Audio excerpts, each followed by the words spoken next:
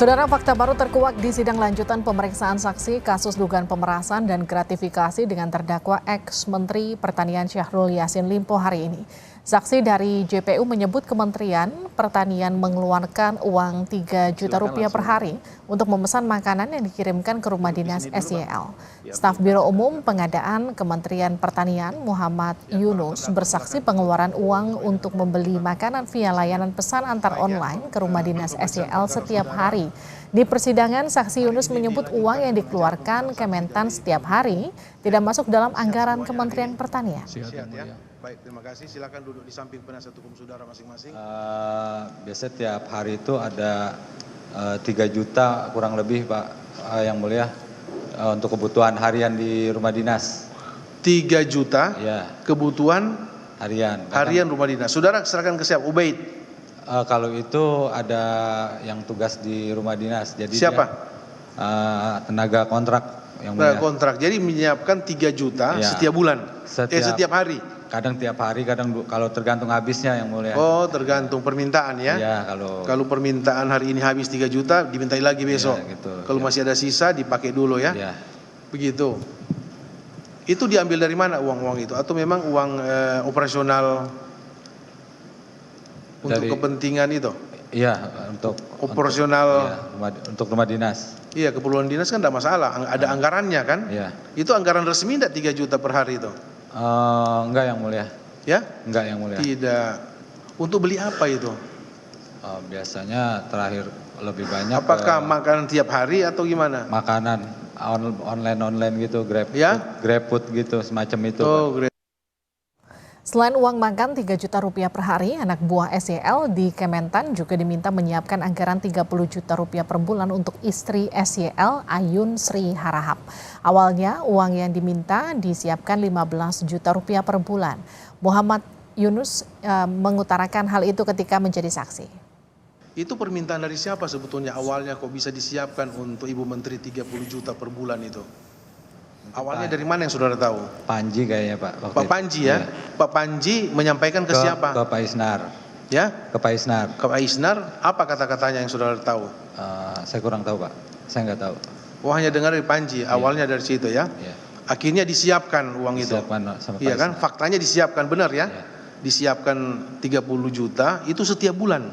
Iya, awalnya dulu cuma 15 juta Pak pertama. Sejak kapan itu? Sejak beliau dilantik sebagai menteri atau beberapa bulan kemudian? Saya dari awal 2020 Pak. Oh, saudara awal 2020 sudah menyiapkan itu? Iya. Awalnya 15 juta? 15 juta. Kok bisa naik 100% itu gimana ceritanya? Dari yang info saya tahu dari Pak Isnar minta ada tambahan, terus naik dari 15 ke 25. 15, 25, Terus akhirnya 30, mentok 30 ke 30. sampai sekarang, sampai terakhir ya. Sampai terakhir. Iya.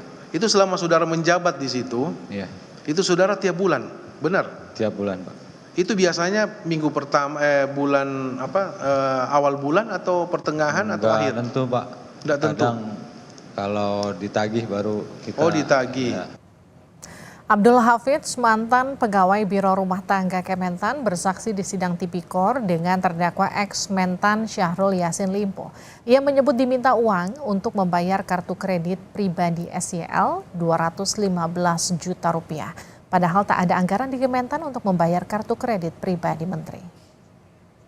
Terakhir sampai saya dicopot itu terkait kartu kredit yang mulia. Baik, saudara dicopot. Iya. Siapa yang copot jabatan saudara? Kalau yang copot kan informasi ya atasan kita langsung ya Pak Sekjen yang mulia. Pak Sekjen yang copot saudara ya? Iya. Kenapa dicopot? Saya tidak tahu yang Oke, mulia. saudara pernah dimintai siapa yang berita saudara? Panji atau siapa? Kepala Biro yang mulia. Kepala Biro ya? Pak Musafak. Iya, yang mulia. Apa yang disampaikan ke saudara? Untuk membayarin kartu kredit yang mulia. Membayar kartu kredit. Kartu kredit itu apakah dalam bentuk apa? Note, apa namanya itu? Struk. Enggak, kita hanya diinfokan sama Kepala Biro ada pembayaran kartu kredit. Ada pembayaran kartu kredit atas nama siapa? Kartu kredit itu? Pak SYL yang mulia. Atas nama Pak Menteri, Pak Iya. SYL. Untuk dilunasi, berapa untuk dilunasi itu? Tahu enggak saudara? Sekitar 200-an lebih Kang mulia. 200 juta. Iya. Itu saudara yang dapat informasi dari Kepala Biro, Yang Mulia. Kemudian dari Kepala Biro menyampaikan ke saudara harus disiapkan, kan tidak ada dana. Tidak ada, Yang Mulia. Baik, sudah. Selain meminta kartu kredit pribadi dibayarkan, saksi dalam sidang tipikor dengan terdakwa SYL menyebut Biro Rumah Tangga Kementan diminta menyiapkan pembayaran kredit bulanan mobil Alphard SYL sebesar 43 juta rupiah per bulan. Mobil pribadi ini digunakan oleh anak SYL di Makassar. Oleh orang lain. Oleh orang lain, Yang Mulia. Siapa yang make itu? Maaf, Yang Mulia. Siapa yang make, yang mengoperasionalkan operasional? Anaknya, Yang Mulia. Anaknya Pak Menteri. Ya, Siapa Yang namanya? Anak Pak Menteri kan ada 2 kemarin diungkap. Yang putra, Yang Mulia. Ya? Dindo, Yang Mulia. Dindo. Iya. Pak Dindo ya? Iya. Dia berdomisili di Jakarta atau di Makassar? Di Makassar, Yang Mulia. Mobil Alphard itu ada di Jakarta atau di Makassar? Di Makassar, Yang Mulia. Tahu dari mana itu di Makassar? Karena mobil yang di Wican hanya ada satu yang kita sewa, Yang Mulia, Alphard. Ya? Karena di Wican dilihatnya hanya satu, Yang Mulia, yang ada. Di Widya Chandra, rumah Iya. dinas Pak Menteri itu ada Hanya ada satu yang kita sewa, Yang Mulia. mobil apa? Alphard. Alphard. Maaf, Yang Mulia, kalau Yang keadaan... Alphard yang saudara maksudkan tadi, mobil yang lain lagi. Iya, yang lain. Yang Beda Mulia. ya? Platnya Yang beda. Mulia. Platnya beda. Beda, Yang Mulia. Warnanya?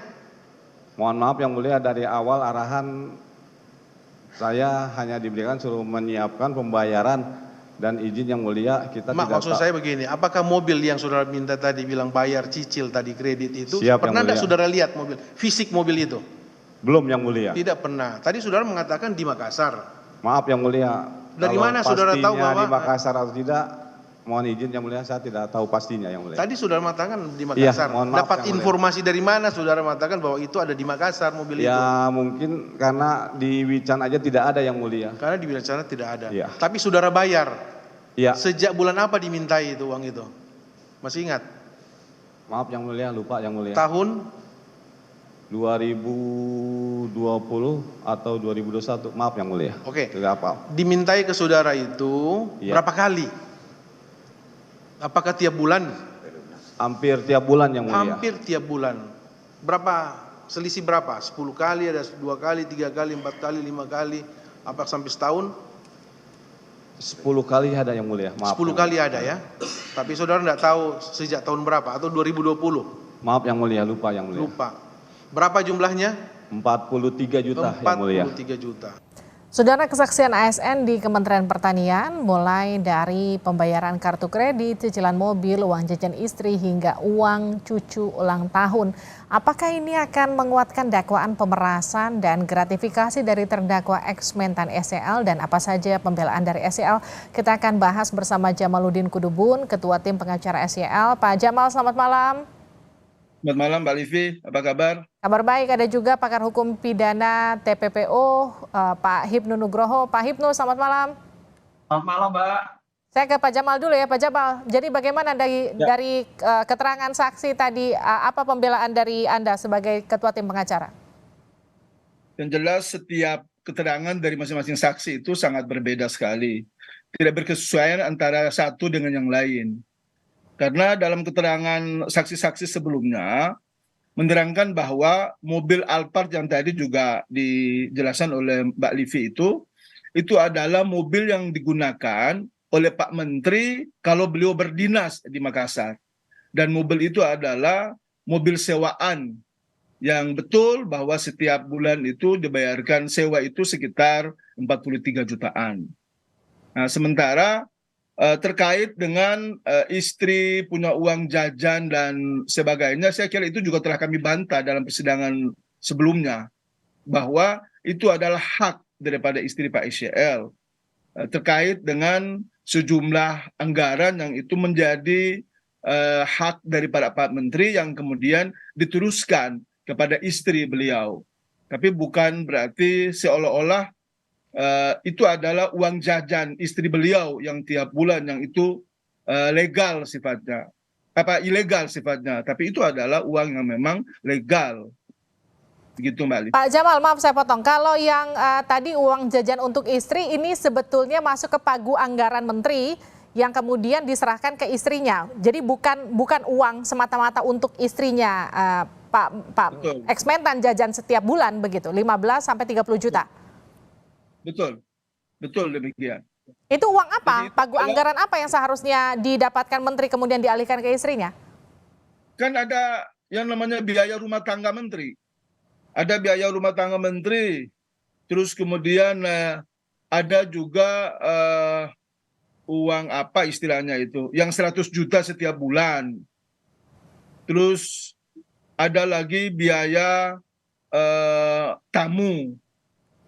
Dan ada lagi beberapa biaya-biaya yang lain yang dalam persidangan sebelumnya itu telah declare bahwa memang itu adalah anggaran yang sah, yang ada di pagu anggaran Kementan. Sehingga kemudian kalau hari ini ada kesaksian lain yang seolah-olah mendisplit lagi itu bahwa itu adalah hal yang berbeda. Nah, saya kira ini yang nanti kemudian akan kami bantah dalam pembuktian kami, karena tidak ada keterangan-keterangan saksi yang berkesesuaian antara satu dengan yang lain. Pak Jamal, kalau tadi kan dari beberapa kesaksian bahkan ada yang menyebut itu sebetulnya dari yang tadi kita bahas tidak ada di dalam anggaran, itu satu. Yang kedua, tadi kemudian sempat disebutkan juga tapi tidak kita putarkan soal reimburse ulang tahun dari anak Pak SEL. Cucu. Sekarang pertanyaannya, anaknya Pak SEL tidak pernah punya ulang tahun yang kemudian dibiayai oleh Kementan. Nggak pernah. Karena anaknya itu namanya Dindo. Nah, anaknya Dindo yang ulang tahun, Pak, cucunya Pak SEL. Kalau cucunya Pak SEL, itu juga kemarin telah mengemuka di persidangan. Tapi pertanyaannya adalah, apakah siapa yang meminta uang itu untuk kemudian dibayarkan? Yang kemudian kemarin muncul itu adalah seolah ada semacam sikap perbuatan yang ingin menunjukkan bahwa mereka baik, mereka perhatian sama keluarga menteri. Dan menurut hemat kami, kan yang mesti harus menjadi jelas adalah siapa yang meminta uang itu. Kan itu kemudian poinnya. Oke, kalau kartu kredit, Pak Jamal? Ini adalah, ya Mbak Livi. Kalau kartu kredit? Nah, kalau soal kartu kredit itu memang ada beberapa yang benar. Tapi itu yang kemudian diambil dari uang yang memang menjadi haknya Pak Menteri. Uang operasional Menteri. Nah, pertanyaannya adalah, kalau uang operasional Menteri harusnya ada di anggaran dan gak diributkan di persidangan dong, Pak. Nah, itu dia yang kemudian jadi soal bagi kita. Karena dari kesaksian antara satu saksi dengan saksi yang lain itu tidak ada kesesuaian antara satu dengan yang lain. Makanya pada persidangan kemarin-kemarin itu memang kami bantah. Kami ingin mempertegas dan memperjelas yang minta uang itu siapa, kapan, melalui siapa, apakah ditransfer, apakah diberikan langsung, dan itu kabur di situ. Mereka cuma hanya katanya dari ini, kemudian katanya lagi dari ini. Kami pertegas bahwa apakah itu diminta oleh Pak SEL atau diperintahkan oleh beliau, ataukah diminta oleh anak-anak beliau, atau diminta oleh keluarganya beliau. Nah, itu yang kemudian tidak mengemuka. Mbak Liva kan dengar sendiri bahwa tidak ada yang mengemuka di persidangan itu bahwa menyebut siapa yang meminta uang itu. Dalam bentuk apa uang itu, dolar kah, rupiah kah, kemudian apakah ditransfer atau apa. Sekarang begini, kalau beliau menteri dan ada pihak-pihak tertentu yang menggunakan beliau sebagai jabatan beliau sebagai seorang menteri lalu memanfaatkan keadaan itu, pertanyaannya mereka pernah melaporkan itu nggak kepada Pak Menteri? Kepada keluarganya. Saya tanyakan ini itu ada edaran loh. Ke Pak Hipno. Pak Menteri itu ada edaran, 2 kali belum mengeluarkan edaran bahwasannya yang namanya terkait dengan permintaan keluarga ataupun siapapun tidak boleh dilayani. Dan itu jelas. Dan itu ada di fakta persidangan. Nah, itu gimana tuh Pak Hipno untuk mengungkap ini? Ada billing untuk reimburse ulang tahun cucu dari Pak Mentan, ada pembayaran kartu kredit, ada bayar kalau tadi dibilang ex-Mentan ya, kalau tadi dibilang ternyata itu bukan cicilan mobil Alphard, tapi sewa mobil Alphard dan semacamnya. Itu bagaimana Pak Hipno mengungkap ini? Ini Pak, betul. Jadi memang dalam masalah korupsi itu perlu pembuktian dengan bahasa-bahasa isyarat. Nggak mungkin dalam berbagai kasus Pak Menteri meminta ABC, itu nggak mungkin.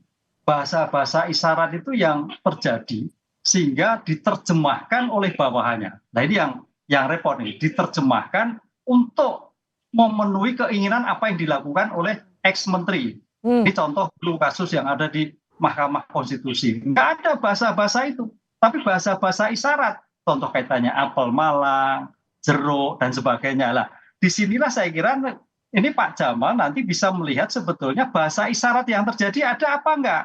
Karena ini suatu kejahatan yang luar biasa ya, kejahatan luar biasa melibatkan keluarga. Pertanyaannya betul Pak Jamal, apakah Pak Menteri tega melakukan sampai pada tingkatnya keluarga, cucu, apakah sedemikian miskin? Nah ini yang tidak terjadi. Jadi oleh karena itu memang membongkar masalah ini bisa nggak memanfaatkan, karena tampaknya di Kementan ini carut marutnya luar biasa. Kita lihat dakwaannya, eselon 1 mengumpulkan, betul atau tidak walau alam, kemudian membelikan mobil untuk anaknya, yang terakhir untuk membayar biduan, sejauh mana biduan.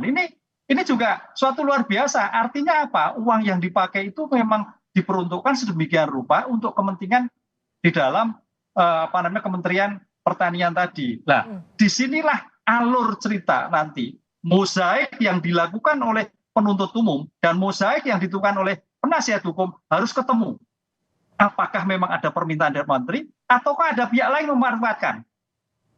Disitulah hukum akan berbunyi nanti. Tadi kan kalau Pak Jamal sempat mengatakan kalau memang betul ada perpindahan uang, bentuk uangnya pakai apa, kemana, itu kan kemudian juga harus dijelaskan. Itu tadi tidak clear di persidangan. Bagaimana kemudian mengungkap itu?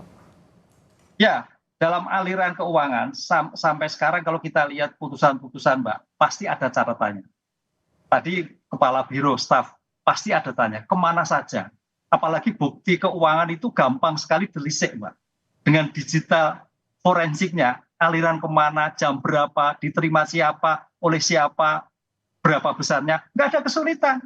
Nah disinilah saya kira nanti penuntut umum harus menyampaikan. Kalau seandainya kliennya Pak Jamal itu melakukan suatu pembelaan agak sulit, alurnya kan ada. Pada jam berapa, diminta jam berapa. Nggak ada kesulitan Mbak. Dalam digital forensik itu alur keuangan terkait dengan korupsi gitu. Dengan semua tadi Pak Hipnu sempat katakan alurnya itu gampang untuk diselidiki, ada digital forensiknya. Pak Jamal, Anda masih yakin bahwa tidak ada kesalahan yang dilakukan oleh ex-Mentan, klien Anda? Kalau kami Mbak Livi, kami persilakan apapun. Dan siapapun silakan audit, silakan kemudian mengemukakan bukti-bukti memang yang betul-betul itu mengarah kepada ada dugaan di mana keluarga Pak ICL maupun Pak ICL melakukan itu. Tadi saya ingin menanggapi sedikit soal Prof. Hipnu tadi. Soal bahasa isyarat mantan Menteri Pertanian. Di persidangan itu tidak pernah mengemuka juga bahasa isyarat apapun. Dan mereka tidak pernah bertemu dengan Pak Menteri, tidak pernah menyampaikan keluh kesah apapun, tidak pernah ada pemeriksaan di Kementan, apakah itu oleh audit internal, oleh BPK, oleh BPKP, bahkan oleh DPR RI sekalipun, terkait dengan persoalan-persoalan yang saat ini sedang kita bahas. Mbak Livi, Anda bayangkan aja, di Kementan itu kan ada sekitar kurang lebih 15 triliun dana APBN ya untuk operasionalnya. 15 triliun itu kan yang dikatakan awal itu kan 20% dibagi setiap bulan kepada Pak Menteri. Bayangkan aja, kalau 20% dari 15 triliun itu berapa? Itu sekitar 2, sekian triliun itu. Nah sekarang kalau 2, sekian triliun itu, apa iya? Uang cuma hanya dikumpul-kumpul 100 juta untuk urusan-urusan kelancaran kerja Pak Menteri aja itu jadi masalah. Bagaimana dengan sekitar 8 triliun yang katanya tiap bulan diperoleh dari setiap eselon 1 yang itu diambil oleh Pak Mentan. Ini kan sebetulnya omong kosong ini, bullshit sebetulnya. Nanti tinggal bagaimana Anda membuktikan itu di persidangan ya Pak Jamal. Nanti kita akan bahas lagi lebih lanjut lagi. Nanti mungkin bersama dengan Pak Hipnu ataupun dengan narasumber lainnya. Nanti perkembangan dari persidangan ini ke depan. Terima kasih Pak Jamal waktunya. Terima kasih Pak Hipnu waktunya. Mohon maaf waktu kita terbatas malam hari ini. Sehat-sehat selalu.